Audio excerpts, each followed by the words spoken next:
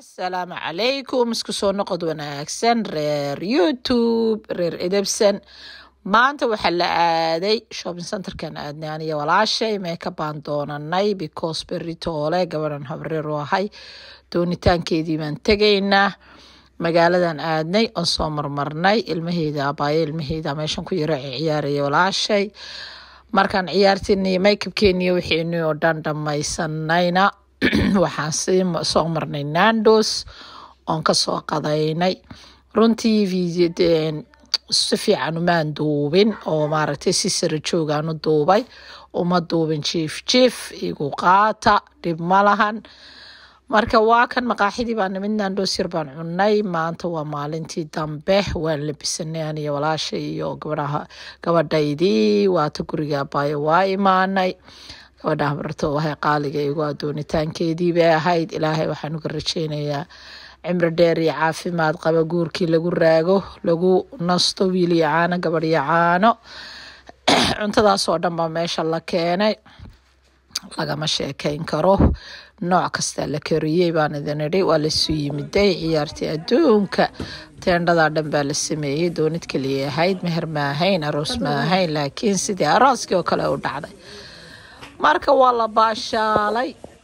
sidii caadada ahayd iska daawada videoga sheekadeeni aan wadanayna xalay videogan soo upload gareeyay anoo sheeka idin wada ayaa maxay ahayday inagu aan idinku barjaro videoga igu dhamaaday abitaano waduuno wax kasta de kale iska arag shaahi bunki pasta forno hilib shiilan wardaano koo iyo laba idin ma dhihi karo iska daawada cuntada ku raaxaysta indhihiina intaan haysan Allah siiyo intii haysatana Allah u siyaadiyo dhammaantiin soo wada dhawaada subscribe like comment share marka sheekadeeni aan xalay idinku barjaray baynu bilaabanaynaa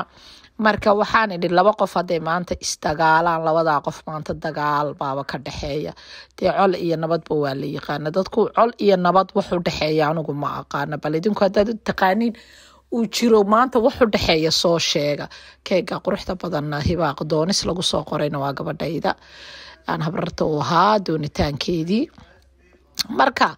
wax u dhaxeeya bal hadad taqaaniin soo sheega marka waxa dhacday bal hadhow labadan qof ee istagaalay mar unba heshiin doonaan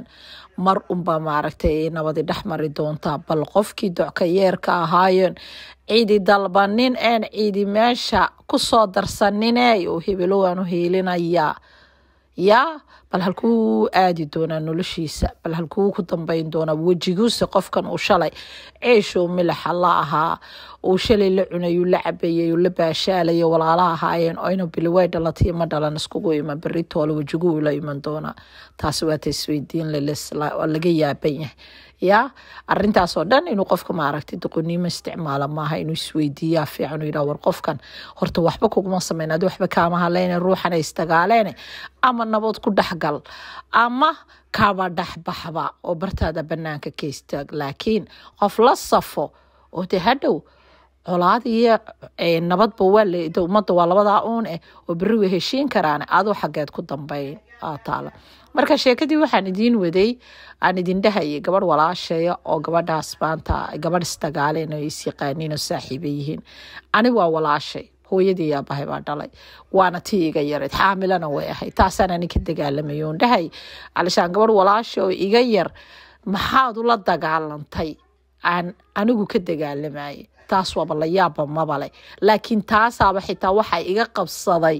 labadii gabdhood isla markiiba waa la heshiisay labadoodii odayaal baa heshiisay anigu gabadhii ay walaashay istagaaleen dib oo dabadeed waji wallahi ma siinin waji dambe ma siin anigana waa iniga halkaas soo fadhiyo soo gengeman